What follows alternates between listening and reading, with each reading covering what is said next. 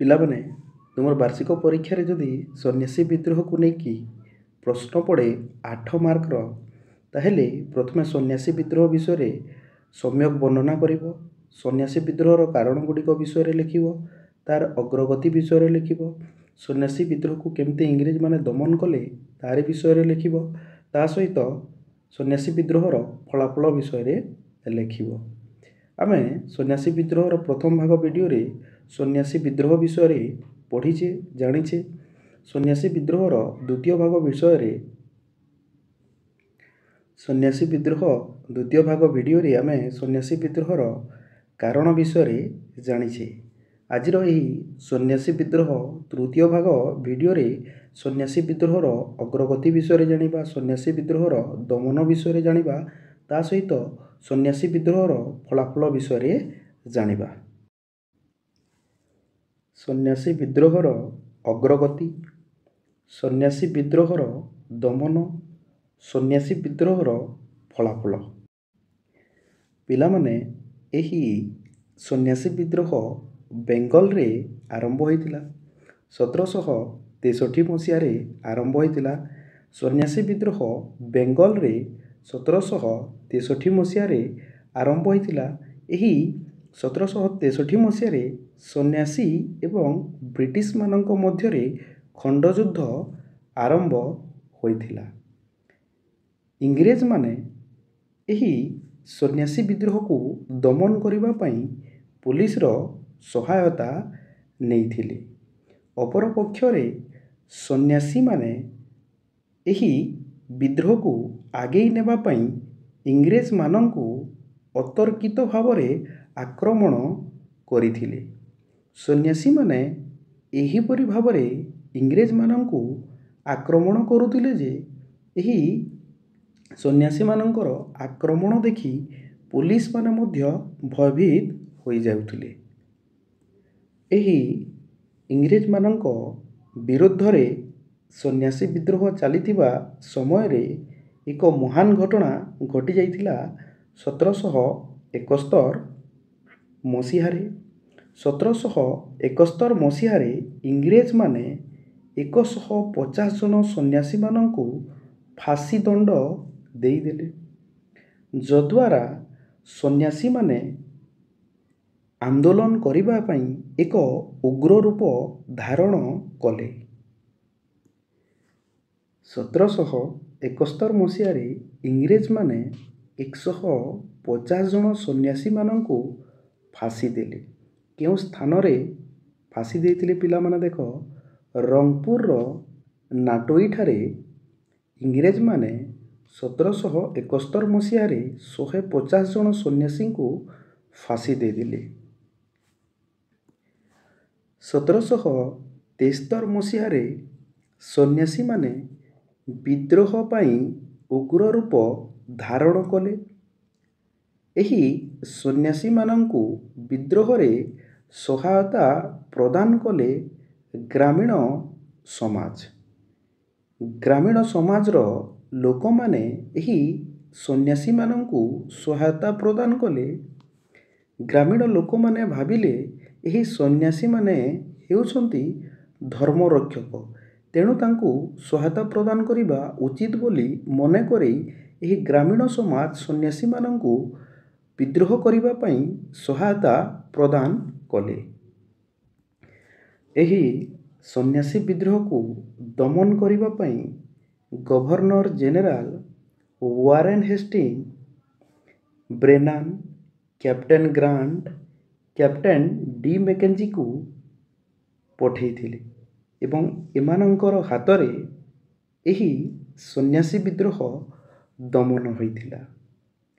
Major ଫେଲଥାମ ଏହି ସନ୍ନ୍ୟାସୀ ବିଦ୍ରୋହକୁ ସମ୍ପୂର୍ଣ୍ଣ ରୂପେ ଦମନ କରିଥିଲେ। 1800 ମସିହା ସୁଦ୍ଧା ଏହି ସନ୍ନ୍ୟାସୀ ବିଦ୍ରୋହ ଇଂରେଜମାନଙ୍କ ଦ୍ୱାରା ସମ୍ପୂର୍ଣ୍ଣ ରୂପେ ଦମନ ହୋଇସାରିଥିଲା।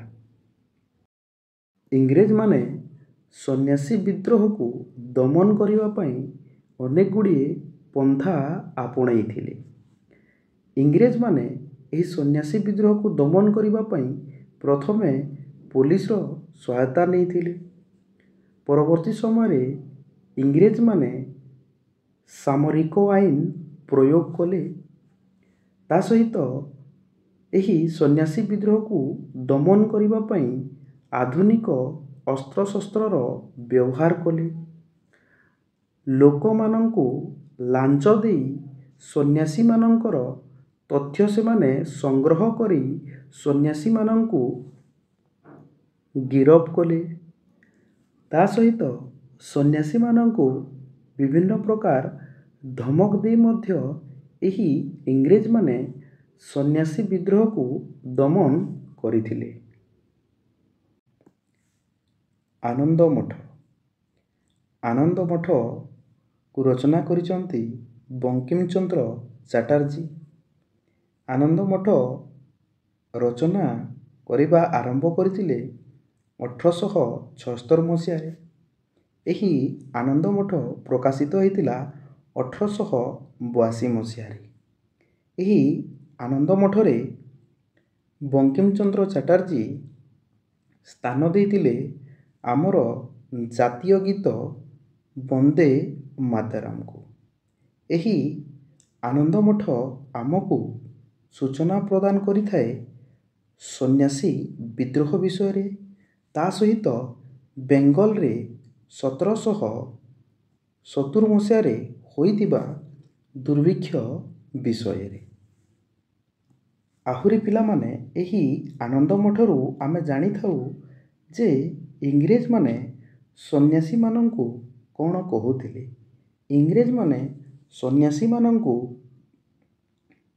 ଆଇନ ପାଳନ କରୁନଥିବା ଡକାୟତ ବୋଲି କହୁଥିଲେ, ବ୍ୟାପାରୀ ତୀର୍ଥଯାତ୍ରୀ ବୋଲି କହୁଥିଲେ। ତା ସହିତ ଇଂରେଜମାନେ ଭାରତୀୟ ସନ୍ନ୍ୟାସୀମାନଙ୍କୁ ଆହୁରି ବିଶୃଙ୍ଖଳ ଭିକ୍ଷାକାରୀମାନେ ବୋଲି କହୁଥିଲେ। ଏହି ଆନନ୍ଦ ମଠରେ ବଙ୍କିମ ଚନ୍ଦ୍ର ଚାଟାର୍ଜୀ ସନ୍ନ୍ୟାସୀମାନଙ୍କୁ ତ୍ୟାଗ ଓ ସାହସର ପ୍ରତୀକ ବୋଲି ବର୍ଣ୍ଣନା କରିଛନ୍ତି। ସନ୍ନ୍ୟାସୀ ବିଦ୍ରୋହର ଫଳାଫଳ। ଇଂରେଜମାନେ ସନ୍ନ୍ୟାସୀ ବିଦ୍ରୋହକୁ ଦମନ କଲେ। ଇଂରେଜମାନେ ଏହି ସନ୍ନ୍ୟାସୀ ବିଦ୍ରୋହରେ ବିଜୟ ହେଲେ।